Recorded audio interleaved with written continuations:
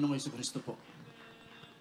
At dobleng paggalang po sa ating beloved Honorable Pastor Wildy Estrada Almeda, maging sa kanyang pamilya, at atin na rin inaalala ang turo at aral na iniwan sa atin ng ating beloved Assistant Pastor Lina C. Almeda. Anong araw po, mayroon po akong malubhang sakit sa atay na walang lunas sa doktor o albularyo. Kaya mayroon pong isang newspaper noon na pakalat-kalat sa daan na pinulot ko na siyang pampalipas oras lang para basahin. Pero nakita ko ang logo ng Jesus Miracle Crusade na may kalakip na patuto at nagsasabi doon sa patuto na yan na lahat ng karamdaman ay gagaling kung mayroon kang pananampalataya sa ating pinakamamahal na Panginoong Hesus. At yun, yung newspaper na yan, ginunting ko yan. At mayroong paanyaya ng krusada doon sa Luneto nung mga panahon na yan. At nung dumating yung araw, pinuntaan ko yung krusada.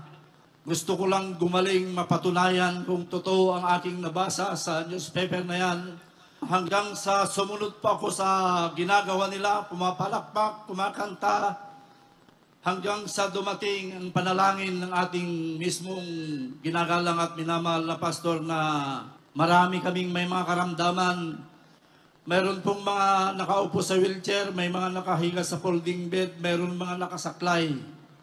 Pero sa pananalangin ng ating beloved pastor, mayroon isang brother noon na dalawa po yung saklay niya, binitawan yung saklay at tumatalon at umiiyak. Ang sabi niya, magaling na ako, sabi niya. Hallelujah. At nasabi ko sa aking sarili, napakaswerte naman yung brother na yan, magaling na. Sana ako rin gagaling. Ganon ang aking isipan. At hanggang sa natapos yung gawain, nagtawag sila ng mga kapatid natin ng bautismo sa tubig sa pangalan ng ating pinakamamahal na Panginoong Hesus. At isa rin po ako sa tumanggap sa bautismo sa tubig sa pangalan ng ating mahal na Panginoong Hesus. Pero pagluwas ko po galing Isabela papuntang Luneta, yung atay ko, pag nalulubak yung bus, mahapdi, masakit. Pero ang pinagtatakaan ko nung nabautismuhan ako, sumakay ako ng jeep pabalik sa terminal, pauwi ng Isabela. Naalala ko yung karamdaman ko pag nalulubak yung jeep. Wala naman na po akong nararamdaman.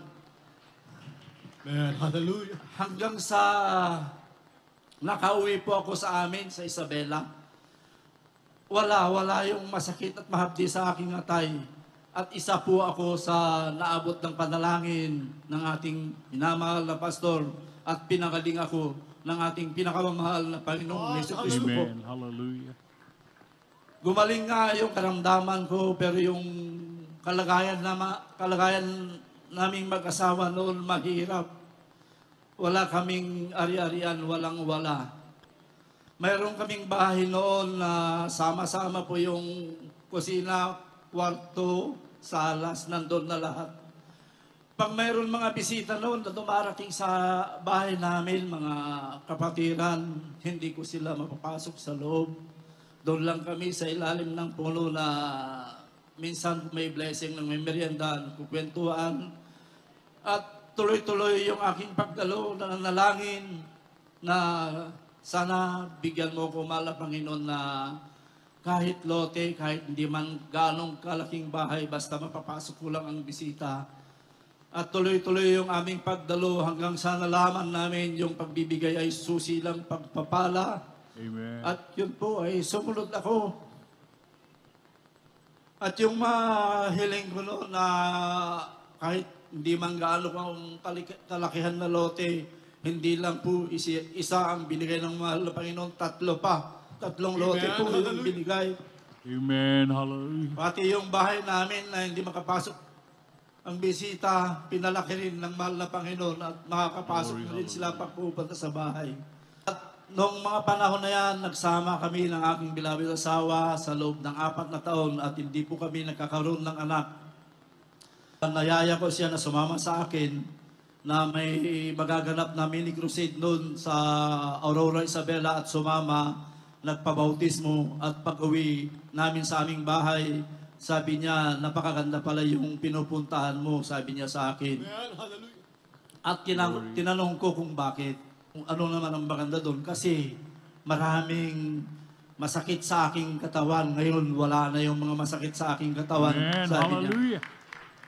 At tuloy-tuloy po hanggang sa may magaganap na krusada doon sa Ilocos, sa Lawak, at naisama ko siya at nailehens ng ating beloved assistant pastor yung kagustuhan ko na magkaroon po kami ng anak ay nabiyayaan po kami ng 2 anak.